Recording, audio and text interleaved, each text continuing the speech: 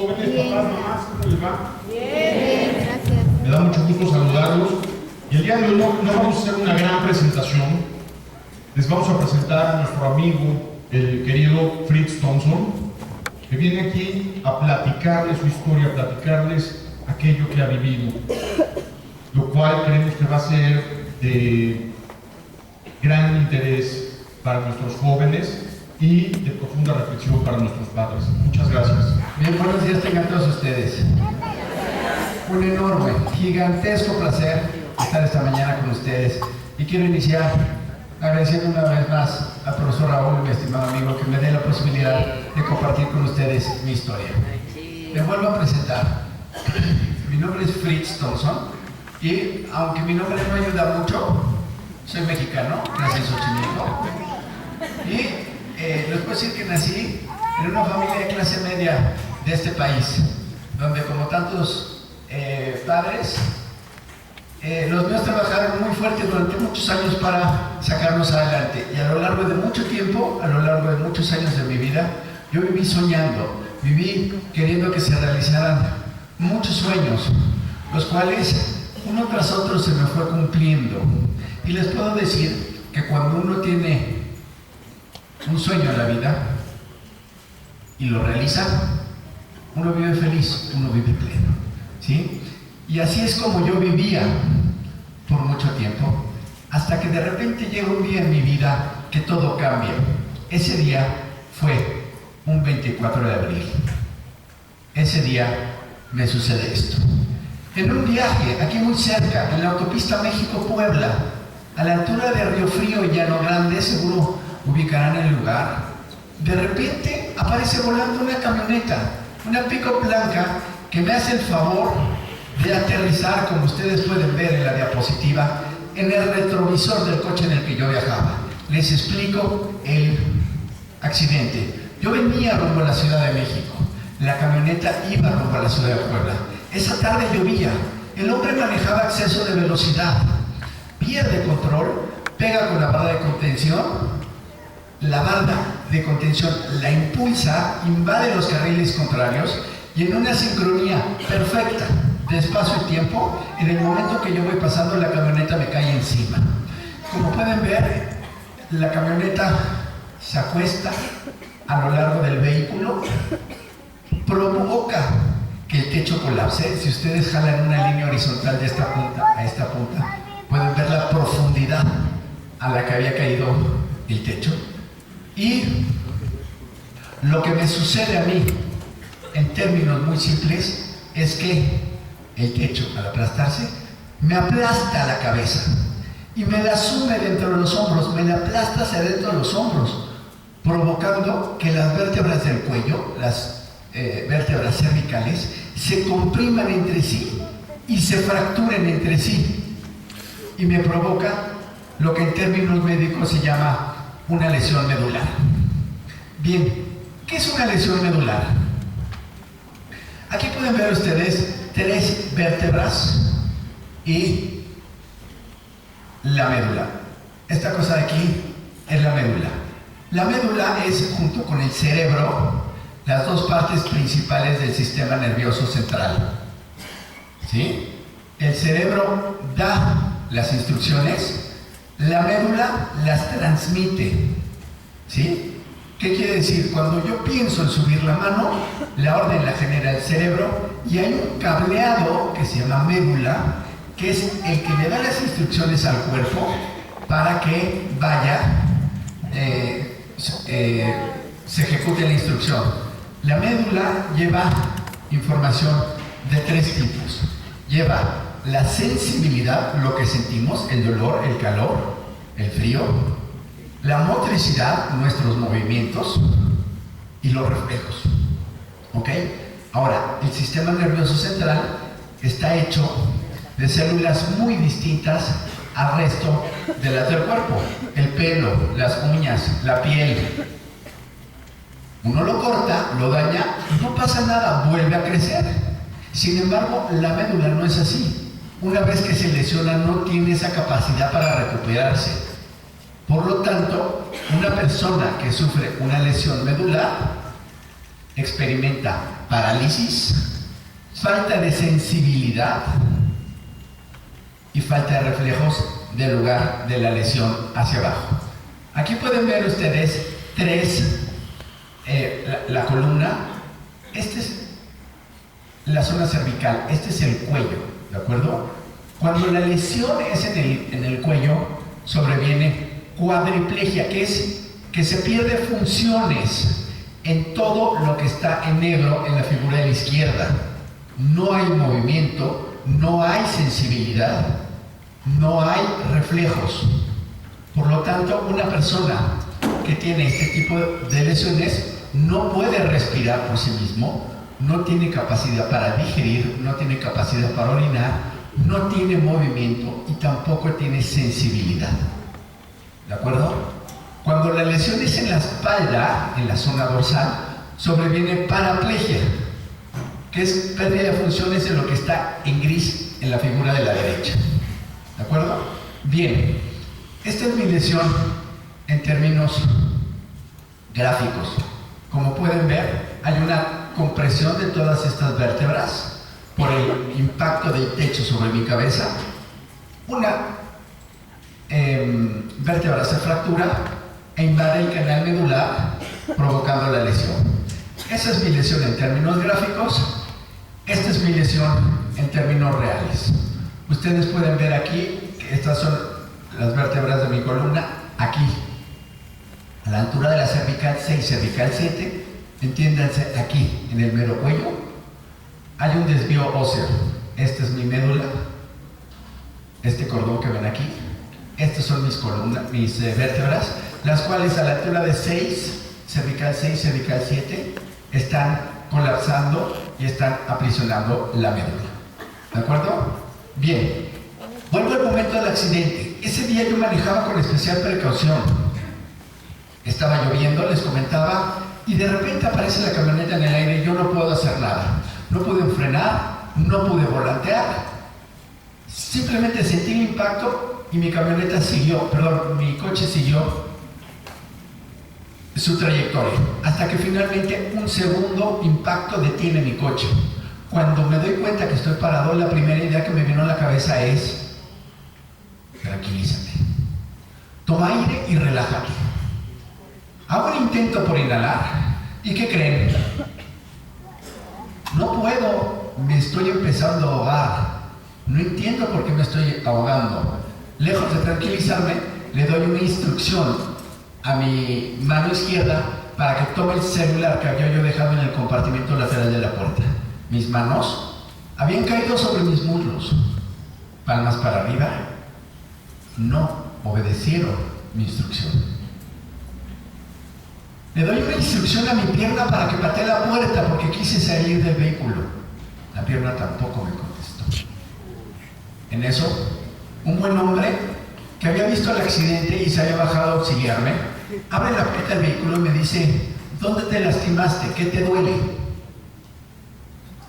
Cuando él me lo pregunta, me doy cuenta que no me duele nada, no siento dolor alguno.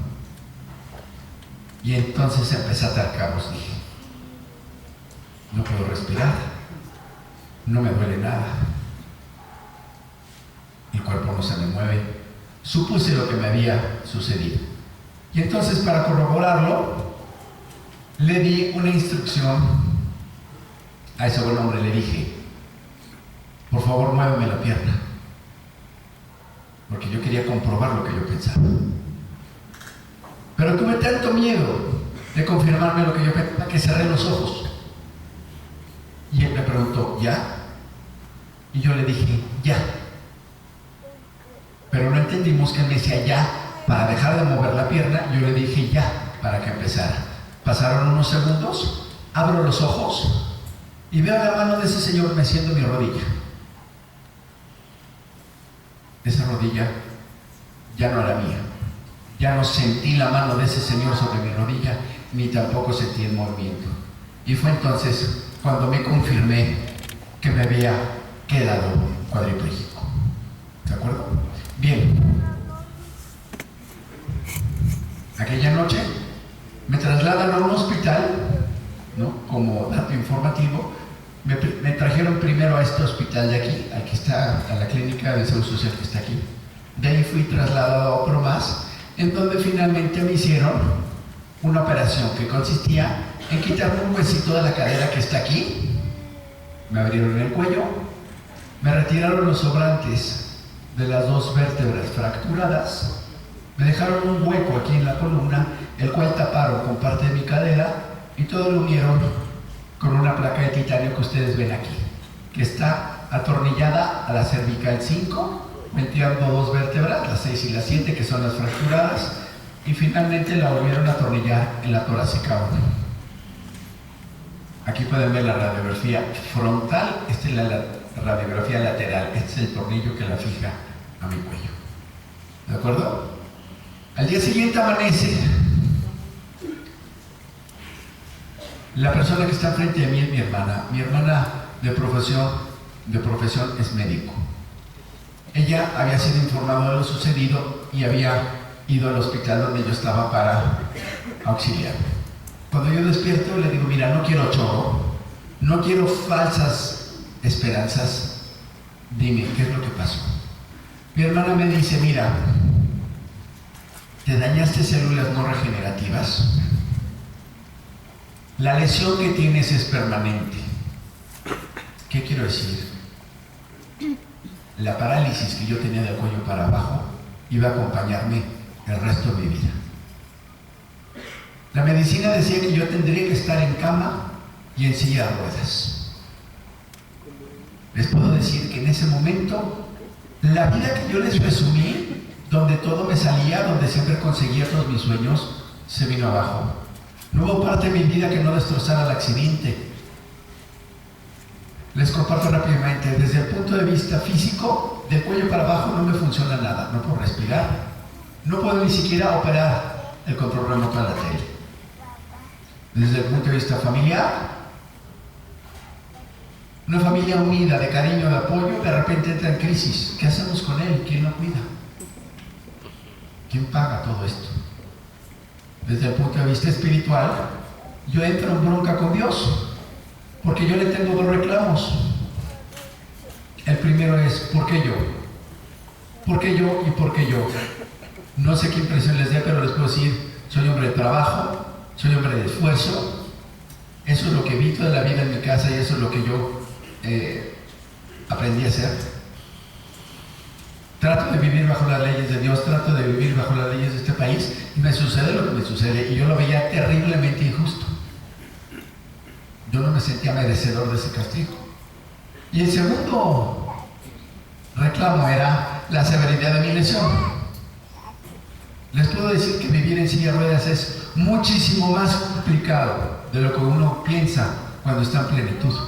Los detalles son simplemente interminables. ¿Cómo es el edificio donde voy a ir? ¿Tiene sillas? ¿Tiene rampa? ¿Tiene elevador? Si no tiene, ¿quién me va a cargar? Pero el ejemplo que más me gusta es el del baño. Les puedo decir, en el 90% de los baños de este país no pueden ser usados por personas en silla de ruedas, porque parece que nadie piensa que no solo es entrar al baño rodando, hay que entrar al privado de los baños y también hay que maniobrar sobre la silla. Y les puedo decir, eso no se hace en un metrito cuadrado. En fin, siempre he dicho que si la vida me hubiera dejado en silla de ruedas, yo hubiera podido con el problema. Pero lo que yo no podía superar era la falta de movimiento en las manos. Pedirle a la gente, a las enfermeras, a mis familiares que me secaran las lágrimas, que me rascaran la nariz, que no le pusieran tanta sopa a la cuchara cuando me daban de comer, que no me empujaran tan profundo el cepillo de dientes. Todas esas cosas simples que hacemos día a día se convierten en un infierno. Y yo le reclamaba a Dios, ¿por qué? ¿Por qué las manos? ¿Por qué no lo habíamos dejado en silla de ruedas y encantado cerraba el trato? Finalmente, desde el punto de vista emocional, fue muy difícil vivir mi experiencia. Es complicadísimo pasar de la plenitud de tenerlo todo a perderlo todo en un segundo, porque eso fue lo que tardó mi historia en cambiar. Entonces mis estados de ánimo, como tobogán, subían y bajaban. De repente estaba yo enojadísimo con la vida. De repente me entraba una tristeza profunda, una depresión gigantesca. Después se le entraba yo el chiste y la broma con la enfermera y con la visita, porque yo necesitaba que mi gente estuviera un poco más tranquila. Pero la verdad de las cosas es que de un día para otro vivir daba miedo. Yo ya no sabía qué hacer. Pensar en el futuro era aterrador. Era silla de cama, silla de ruedas y cama para siempre. Pensar en el pasado era muy doloroso. Yo siempre he sido un deportista muy apasionado. Y me habían quitado mi fútbol, mi cascarita. Me habían quitado todo lo que yo tanto amaba. Entonces, la idea de suicidarme era algo en lo que yo me entretenía mucho. Yo decía, ¿cuál es la necesidad de todo esto? Por el amor de Dios, que mi historia acabe. Córtenle esta sufridera para mi gente, para mí, y se acabó. Bien, este es el arranque de mi historia. Si me permite resumirle la historia de una persona que vive plenitud, a quien la vida le pone una adversidad, y esta persona no sabe cómo enfrentar la broncota en la que lo fueron a meter. ¿De acuerdo? Pero yo les pregunto, ¿qué más da mi historia? Mi historia está en el pasado. Mi historia no tiene utilidad a menos que ustedes y yo, en este ratito que tenemos juntos, reflexionemos sobre la vida, sobre lo que es importante y sobre lo que vale la pena. Y si al final de esta plática ustedes se llevan a sus casas alguna idea, un pensamiento que les ayude en su vida escolar, en su vida profesional, en su vida familiar, en su vida conyugal, entonces yo les quedaré muy agradecido. ¿De acuerdo? Eso es lo que quiero lograr el día de hoy. Entonces les decía, mis objetivos el día de hoy es compartir con ustedes lo que aprendí en 3 años de hospital, porque lo que les estoy compartiendo son 3 años de mi vida que me dediqué como única actividad a rehabilitarme. Peregriné de hospital en hospital, de clínica en clínica, y no les puedo decir la cantidad de personas que conocí que estaban viviendo una adversidad muy grande, vidas destrozadas. Y si algo aprendí de aquellos tiempos de hospital, es que el arte de vivir la vida consiste en 2 cosas. Número 1, hay que disfrutar la plenitud. ¿Cuántas veces tenemos todo y no damos gracias por lo que tenemos ni lo valoramos? Les puedo decir que nunca valoré lo que es levantarse en una cama, que generalmente lo haces con flojera porque ya se te hizo tarde y todo esto. Hasta que yo tenía que esperar 45 minutos a que se desocupara un camillero para venir a bajarme a mi silla de ruedas y que yo pudiera empezar el día. El otro día estaba yo navegando por internet y vi en YouTube un video que me llamó la atención. Decía, mujer oye por primera vez. Es la historia de una mujer inglesa que nace sorda y un doctor ve su caso y le dice, mira, yo tal vez te puedo ayudar. Le hace una operación y se le ocurre filmar el momento en el que prueba la operación.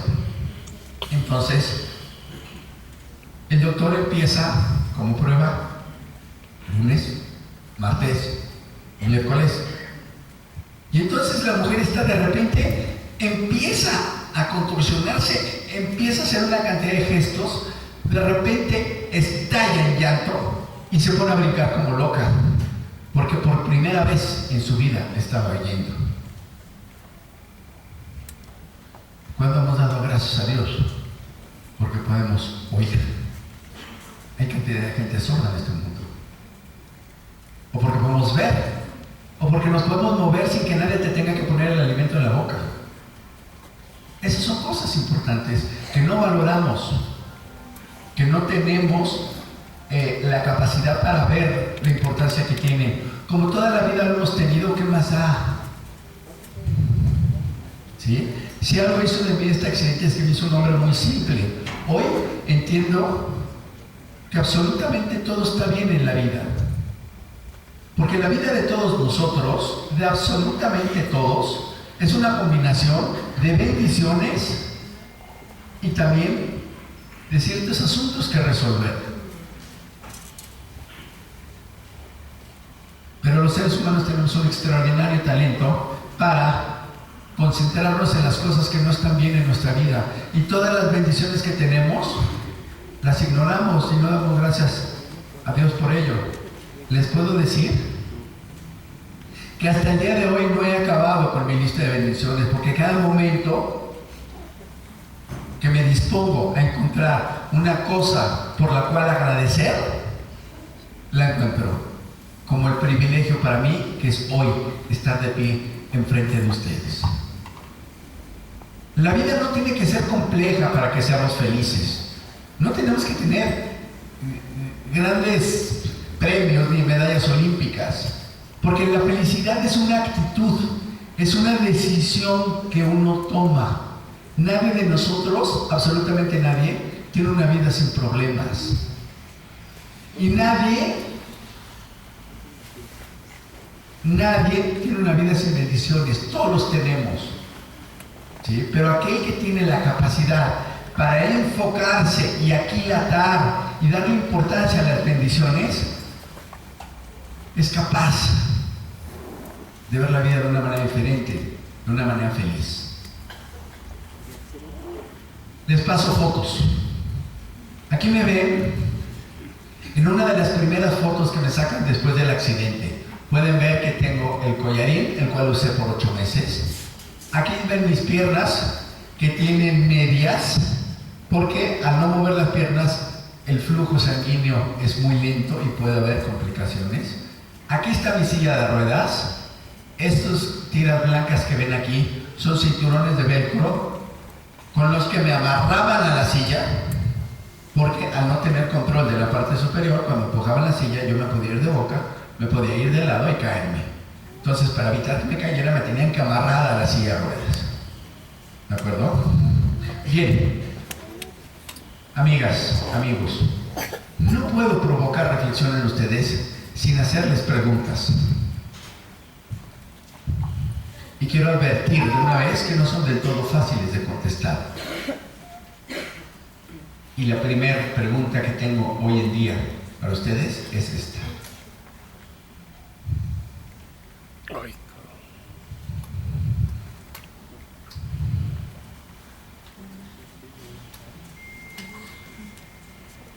¿Están ustedes listos para vivir su adversidad?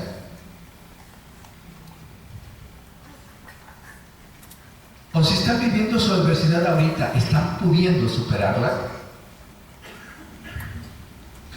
Hago esta pregunta por 3 razones.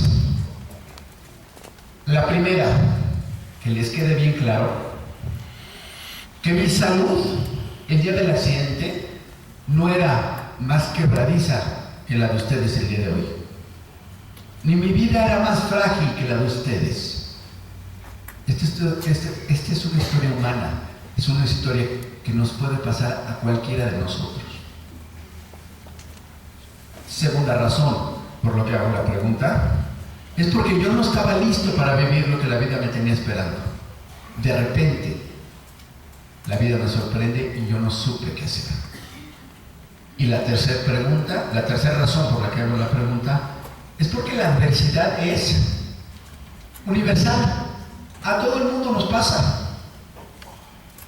Nos pasarán diferentes cosas, diferentes adversidades, diferentes momentos de nuestra vida. Pero la adversidad es una característica de la vida. De esta vida que también es tan bella. Hay cosas que no puedes explicar sin lo contrario. Vida, muerte, luz, sombra. Y creo que estarán de acuerdo conmigo en que esta vida es muy bella. Pero esa belleza implica que de repente la vida nos agarra camionetazos. Y que quede claro, no es que te los merezcas o que te los busques. el día que yo me accidenté fue un día de trabajo. Yo no andaba living la vida loca ni haciendo tonterías por ahí. Me sucedió.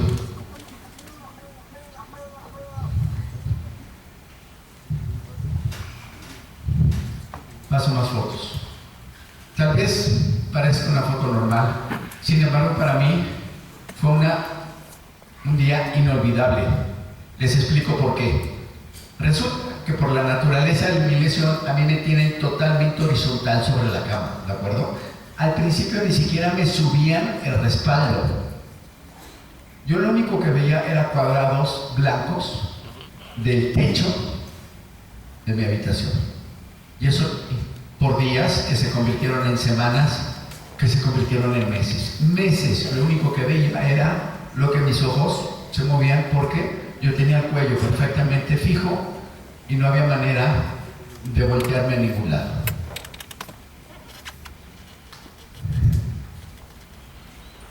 Hasta que un día llega un médico y me dice, hoy te dejamos salir. Y entonces por primera vez suben el respaldo de mi habitación, por primera vez veo la habitación donde yo, perdón, suben el respaldo de mi cama, por primera vez veo la habitación donde yo vivía, y entonces me bajan a la silla de ruedas y me sacan al sol.